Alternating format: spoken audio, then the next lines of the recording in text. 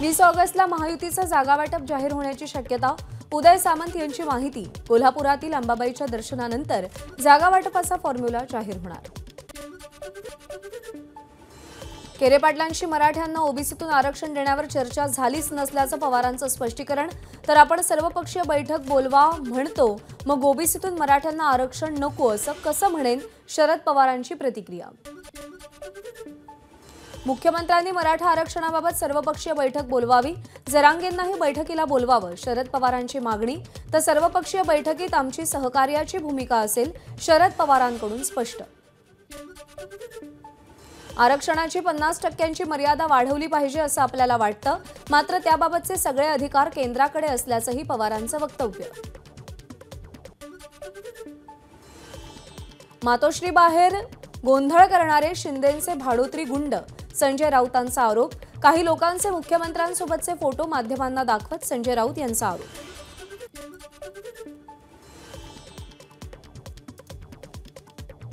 वक्फ board बरखास्त करण्याची भूमिका उद्धव ठाकरेंनी का मांडली नाही?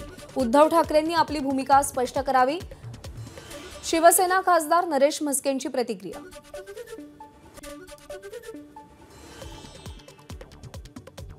वक्फ बोर्ड कायद्याबाबत काही चुकीचं घडत असेल तर चंद्राबाबू नितीश कुमारांची मदत घेऊ, अजित पवारांचं वक्फ बोर्ड विधेयकाबाबत मोठं वक्तव्य।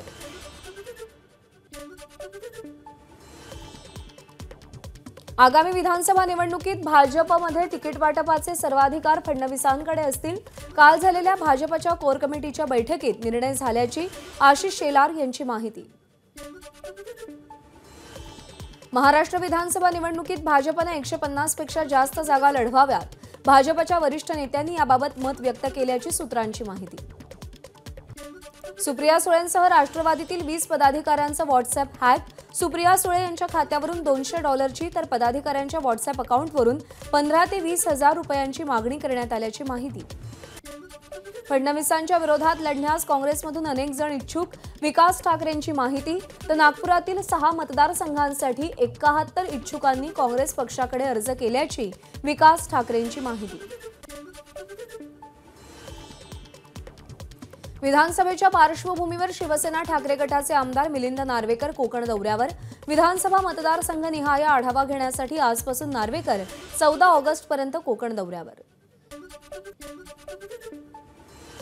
संजय राऊतांनी भाकरी शिवसेनेची आणि चाकरी पवारांची केली, त्यामुळे त्यांनी गद्दार नंबर 1 चित्रपट काढावा। दादा भुसेंचा संजय राऊतांच्या धर्मवीर चित्रपटावरून केलेल्या टीकेला प्रत्युत्तर।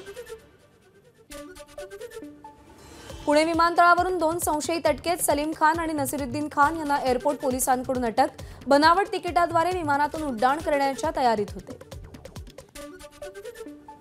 पूजा खेडकरला दिल्ली हायकोर्टाचा तात्पुरता दिलासा, 21 ऑगस्टपर्यंत अटक न करण्याचे कोर्टाचे आदेश। गुन्हेगार निलेश घायवळ सोबत आमदार राम शिंदे एकत्र। जामखेड येथील नागेश्वराच्या यात्रेनिमित्त गुंड निलेश घायवळ आणि भाजप आमदार राम शिंदे यांचा यात्रेत सोबत फिरतानाचा व्हिडिओ व्हायरल। विधानसभा निवडणुकांच्या पार्श्वभूमीवर काँग्रेस अध्यक्ष मल्लिकार्जुन खरगेंनी बैठक बोलावली। दिल्लीमध्ये काँग्रेस प्रभारी, महासचिव आणि प्रदेशाध्यक्षांची बैठक। दुसऱ्या श्रावणी सोमवारानिमित्त 5वं ज्योतिर्लिंग असलेल्या परळीच्या वैजनाथाच्या दर्शनाला भाविकांची गर्दी। देशभरातून भाविक दाखल, मंदिराला आकर्षक फुलांची आरास। त्र्यंबकेश्वरमध्येही श्रावणी सोमवार निमित्त भाविकांची प्रचंड गर्दी। मुख्य रस्त्यावरील गेट प्रशासनानं बंद केल्यानं चेंगराचेंगरीची परिस्थिती निर्माण।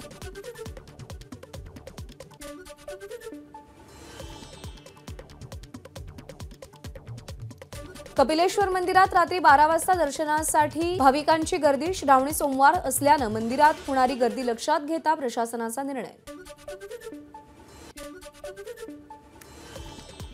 मुंबईमध्ये येणाऱ्या भाजीपाल्याची आवक घटल्यानं दरामध्ये वाढ। पाशीच्या मार्केटमध्ये मटार, गवार 150 रुपये किलो, भेंडी आणि कोबीही 100 पार।